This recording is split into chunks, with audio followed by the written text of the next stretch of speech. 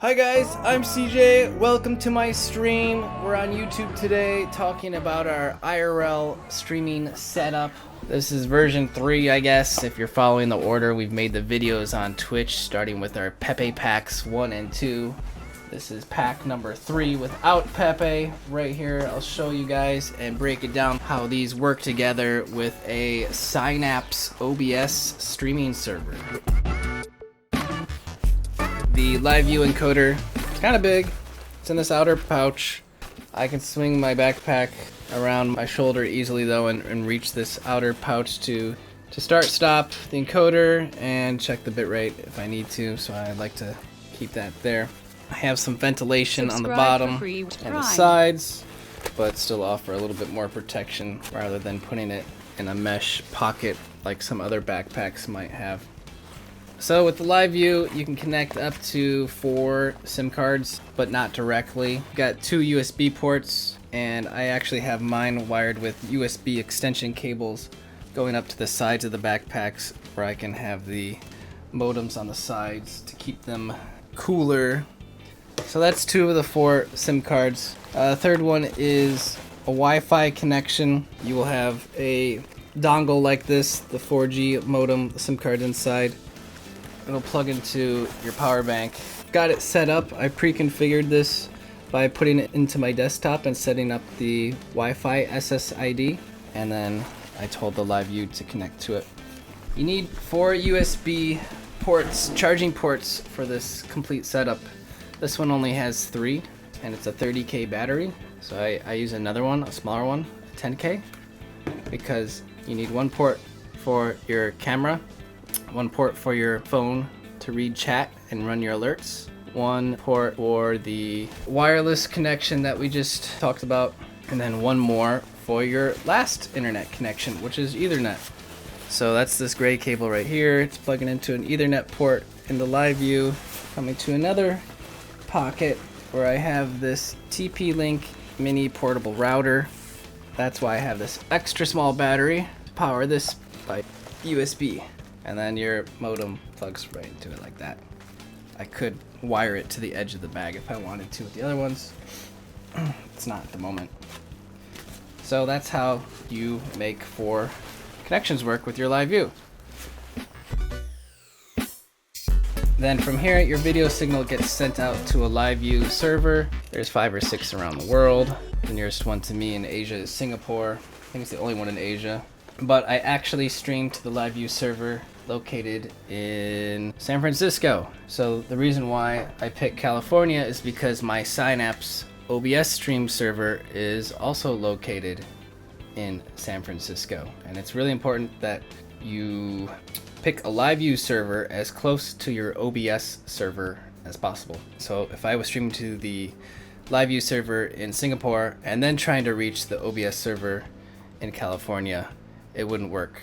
It doesn't work good over long distances. You need those 2 servers as close as possible.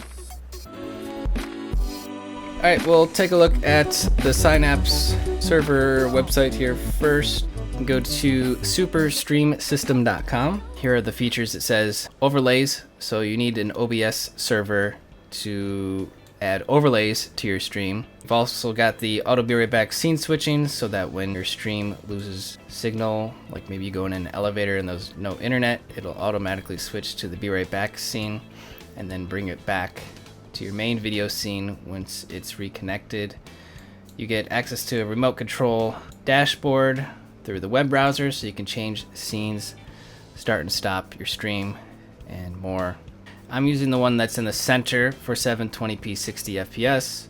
You can pay for a little bit better hardware to encode in a little bit higher quality, or you can choose one that costs less, but not good enough hardware to stream in 60 FPS. It's gonna be 30 FPS. Next, we'll show the web panel dashboard. Once you log in and your VPS boots up, you see this screen where you can start and stop your stream. If I click more scenes, I see the other scenes that I've already added into my OBS. And to access that, you're going to use TeamViewer. When you log into your Psynaps TeamViewer session, this is what it looks like. OBS is already turned on, and you don't really need to do anything. Everything is controlled by the web panel that we looked at. Starting, stopping, changing scenes. If I go back and in the top right, there's another settings menu where you can enter your stream key. And if you're using Streamlabs, you can put your alert URL and then it'll automatically enter these values into OBS for you. And because I'm using Stream Elements, I need to open up the media share request window in a web browser. And it doesn't matter what computer I open it in, it just needs to be open. I could do it from my house, but I don't have internet at my house. So I just run it from the server. It's just easiest that way. Once I have the Stream Elements mobile app open on my phone, I'll click show on stream and then it'll send any audio that plays from here to the phone. Anyone using Streamlabs won't have to do this. Their app is way better developed at this point. They've just spent more time on it. So Stream Elements is still pretty new. Next, we'll take a look at the phone. Here are my apps. I actually only use 3. One of them is called Custom Soundboard. And because I used to use a JBL Clip 2, I now need this app to assist it, because if there's no audio playing for like 10 minutes or so, the speaker turns off, it times out. So I use this soundboard. You can actually load any track you want in the settings menu and just drag the volume slider all the way down and set it to loop. So now with it looping this file that we can't hear, the speaker won't turn off. I still use tchat to read everything that's in Twitch chat and see the alerts, mainly because it's got light mode. The apps using dark mode are way too dark to read when it's sunny outside, and I'm wearing sunglasses, I can't read it. The development for tchat stopped over a year ago. There's some issues with it, like user badges don't show up properly, but the main functionality does, so I continue to use it even though there's some issues with it that'll never ever be corrected. The new version of the app is called McChatty, but I don't like it because it doesn't have a message queue up here where this bell is. If someone tags my name or there's an alert and the bot tags my name, I can quick switch to that queue and then see what's going on in case chat is scrolling too fast for me to read. McChatty doesn't have that feature, at least not when I last used it, but it's still under development and it's still really new. I was just calling it McChatty. I guess it's called mChatty. So the last app I need is Stream Elements, since that's what I use. I don't use Streamlabs. I have access to alpha releases, so mine might be a little bit different from yours. It's actually still streaming. So this is the Stream Elements companion mode. It's just like the Streamlabs companion mode, except it's got a vertical mode. I think it's really goofy to read chat like this. I don't know what Streamlabs was thinking. You get so much more screen real estate when chat is like this. And look, I can even make it bigger by sliding this bar. But again, the biggest issue for me is that the screen is a dark purple and I can't see it when I'm outside. I can't read the text. Here's where the next problem is though. This plays my alerts. Up here I could mute them by pressing the bell.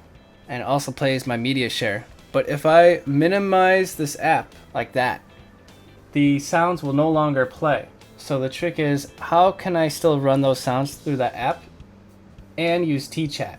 Now, with a previous app called Bitstream, you used to be able to run an encoder and it would work as if you were streaming, but it's not actually sending the video anywhere. Unfortunately, Stream Elements doesn't have a built-in encoder like that you can just run. So I have it set up to stream to a RTMP server at the lowest quality possible. And now that it's going, I can minimize the app and still hear all the sounds through it. This particular app doesn't have a split screen. Now, I want to bring up the dashboard I showed you and tchat. I want to do a split screen. Now we have all the scenes set up in OBS on the top, Twitch chat on the bottom. So that way, I'm drinking coffee, I want to show the coffee logo, I can just hit the coffee scene. Stream Elements is still streaming in the background. All my alerts will play through it. The media share will play through it. This is just a workaround, and the software is constantly changing, so my setup is constantly changing as well. I really recommend that you use the Psynaps servers in the cloud versus trying to do it yourself for a number of reasons. I've even been able to set it up myself in the cloud. I've been able to run it myself at my house, but I still choose to use Psynaps for a number of reasons. One, if there is trouble or if I'm confused and need help, I know Psynaps is there to support me. So it's cool to have another person on my team. Otherwise, if I'm like running the server at my house, if there's a power failure, something goes wrong, I'm by myself, and it's very possible I can't fix it at that point. So Psynaps is always there, and it's really cool to be able to message him. The other one is the auto scene switching. It's been worked on for a very long time, how this programming works and detecting when the video gets to a certain point where it loses too much quality for people to see and auto switches to the be right back scene. And again, we have developed our own, but his is actually better than mine because it uses different software and it just happens to flow better with the stream. The other reason why I recommend it is because of the price point. I've looked at different VPSs, and I think his servers are not only at a lower price, but you have like the pre-configured server already there. When you do get your server from Psynaps, don't touch the settings. He's already been configuring and working on them with other streamers. I tried tweaking them myself, but it's a really good reason to want to use his services because it's already tried and tested, and it's gonna work. 715209 says this is too expensive for small streamers. I disagree.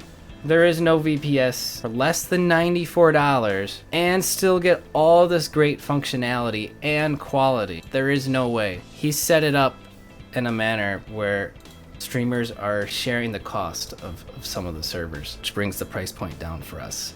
$94 a month is nothing when streaming is your job. Don't try and host it yourself. It's not worth it. I'm more concerned about internet bills than server bills. This is the smallest cost. Thanks everyone for watching our video. Hope you enjoyed it. Check out my live stream at twitch.tv/CJRide. And if you want to IRL stream like me, send a message to Psynaps. He will help you out with a server as well. See you guys in the next video. Bye!